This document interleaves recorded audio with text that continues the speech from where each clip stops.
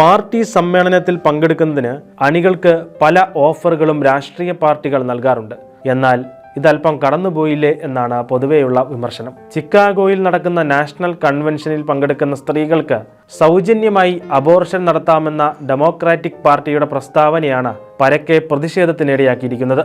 ഇത് പാർട്ടി സമ്മേളനമാണോ അതോ അബോർഷൻ കൺവെൻഷനാണോ എന്നതാണ് ഇപ്പോൾ ഉയരുന്ന സംശയം. ഡെമോക്രാറ്റിക് പ്രസിഡൻഷ്യൽ ക്യാമ്പയിൻ ഇവന്റിൽ കുപ്രസിദ്ധ അബോർഷൻ ദാതാക്കളായ പ്ലാൻഡ് പാരന്റ്ഹുഡ് സർവ്വസന്നാഹങ്ങളുമായി ഒരു അബോർഷൻ ബസ് എത്തിക്കും. മരുന്ന് കുത്തിവെച്ചുള്ള അബോർഷൻ ഈ ബസ്സിനുള്ളിൽ തന്നെ നടത്തും.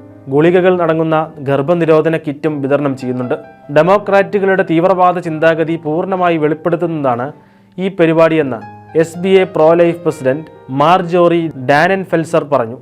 ഈ വാർത്ത വ്യാജമാണെന്നാണ് ആദ്യം കരുതിയതെന്നും എന്നാൽ സത്യമാണെന്നറിഞ്ഞപ്പോൾ ഞെട്ടിപ്പോയെന്നും ജനപ്രതിനിധി മാർജോറി ടൈലർ എക്സിൽ കുറിച്ചു. നിലവിലെ വൈസ് പ്രസിഡന്റും ഡെമോക്രാറ്റിക് പ്രസിഡൻഷ്യൽ നോമിനിയുമായ കമല ഹാരിസ് ഗർഭചിത്രത്തിന് മുൻഗണന നൽകുന്നു എന്നതും ശ്രദ്ധേയമാണ്. സുപ്രീം കോടതി വിധിക്ക് ശേഷം വൈസ് പ്രസിഡന്റ് കുറഞ്ഞത് 16 സംസ്ഥാനങ്ങളിലായി 50-ലധികം ഗർഭചിത്ര അനുകൂല കൺവെൻഷനുകൾ നടത്തിയിട്ടുണ്ട്.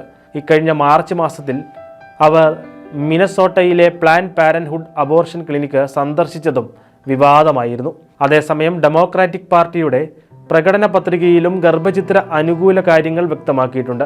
അബോർഷൻ, പ്രത്യുൽപാദന സ്വാതന്ത്ര്യം, പ്രത്യുൽപാദന ആരോഗ്യം, LGBT തുടങ്ങിയ പദങ്ങൾ 20-30 തവണ ആവർത്തിക്കുമ്പോൾ ദൈവം എന്ന വാക്ക് ഒരു തവണയാണ് അതിൽ ഉപയോഗിച്ചിരിക്കുന്നത്. അബോർഷൻ അനുകൂലികളുടെ വോട്ട് നേടി അധികാരത്തിലെത്താമെന്ന കണക്കുകൂട്ടലാണ് ഡെമോക്രാറ്റുകൾക്കുള്ളത്. അങ്ങനെ അധികാരത്തിലെത്തിയാൽ പിന്നീടുണ്ടാവുന്ന പ്രത്യാഘാതങ്ങളെക്കുറിച്ചാണ് പ്രോ ലൈഫ് അനുകൂലികൾ ആശങ്കപ്പെടുന്നത്.